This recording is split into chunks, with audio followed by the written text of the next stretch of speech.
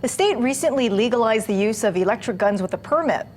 But now a new Senate bill aims to restrict the use of them in certain areas. KTV4's Jeremy Lee has spoken to both sides on this issue. Jeremy.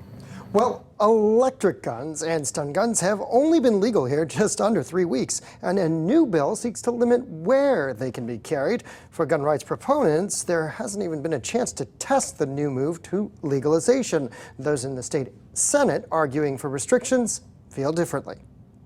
In the state of Hawaii, our hands were forced on electric guns. I and many others didn't want to see the restrictions lifted. We'd had a complete prohibition on electric guns for decades. And a group behind the push to legalize electric guns was Hawaii Firearms Coalition. Andrew Namiki Roberts says he's been carrying his Taser electric gun in public with a new law in effect.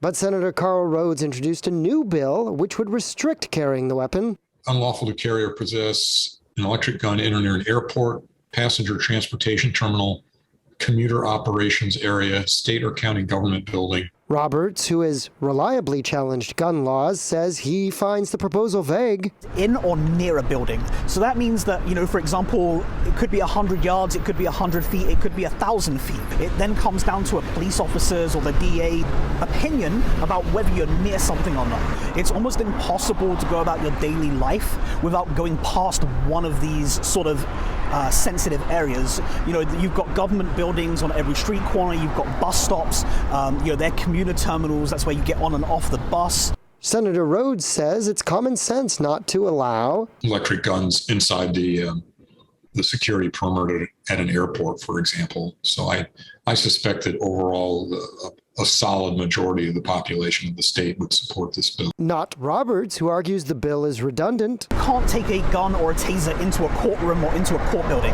They have metal detectors, they have signs, they actually prohibit weapons already. You can't go through the TSA checkpoint.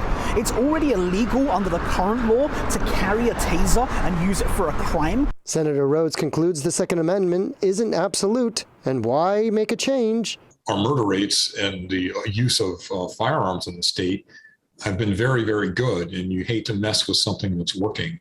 But the federal government is stepping in on this, and the federal court system has said that you have to allow it.